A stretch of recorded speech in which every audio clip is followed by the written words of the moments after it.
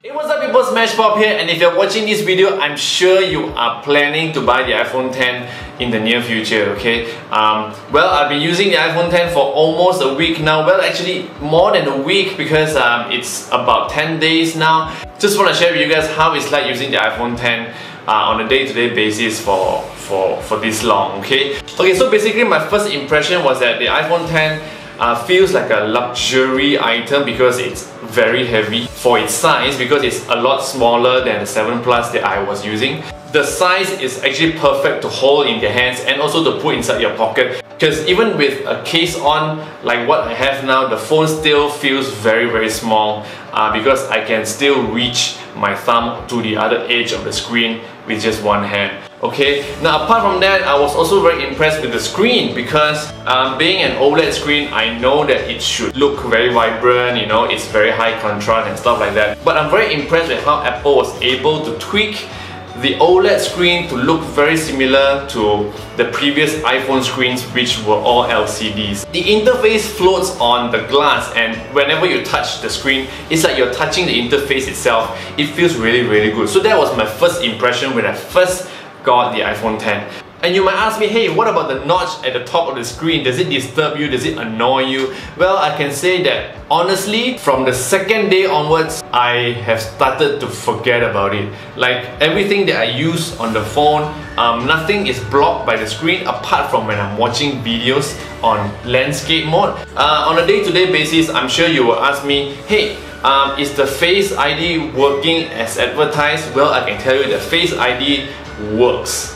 Every single time when I want to unlock the phone, I just need to tap the screen once and then it scans for my face and then it switches on. But there are also times, maybe 10% of the times, that it doesn't work. If it doesn't work, it's basically because of a few reasons. Number one is that you are not in the range of, you know, the camera angle whereby it cannot see your face, or when you activate the lock screen and then it starts scanning for your face but your face is not there yet. So sometimes when you're activated the screen like that, when it doesn't find your face and then it doesn't unlock. And when you want to look at the Face ID camera again, it doesn't unlock because the window for it to scan for your face has ended. So what you need to do is to lock the screen again and then activate it again and look at it and then swipe up and then it will unlock. Now apart from that, you ask me, hey, is the best iPhone ever, you know, is the iPhone X is the most expensive iPhone, how does the camera perform? Is it the best camera that you can get on smartphones nowadays? Well, I can say no, because I was expecting the iPhone X to have a better camera than the iPhone 8.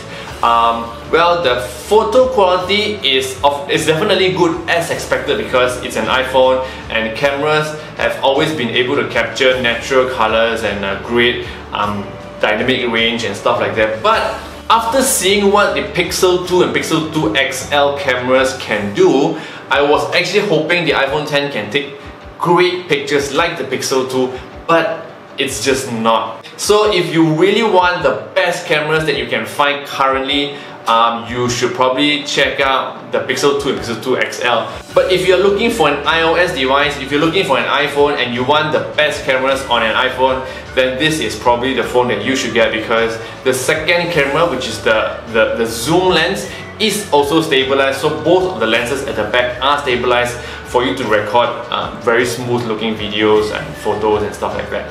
Now my friends also asked me whether apps are now adapted to the iPhone X or rather the iPhone X already, and I say that, well, there are actually two types of apps now living in the iPhone X. One are apps that is already adapted to the screen. For example, Instagram, as you can see, it takes up the full screen from edge to edge to show you the content. But for example, some Google apps, like Google Maps, you know, Google Inbox, Google Gmail and stuff like that, they don't take up the full screen, and all you get is the middle part of the screen whereby it shows content, and top and bottom you still get the black bezels. But of course, in due time they will update this to fit the iPhone X. Waze is already adapted to the iPhone X screen, as you can see. It's now edge to edge, which looks very nice. Now, so what else is nice about the iPhone X? Well, the Animoji is definitely a very fun thing to do and play with your friends,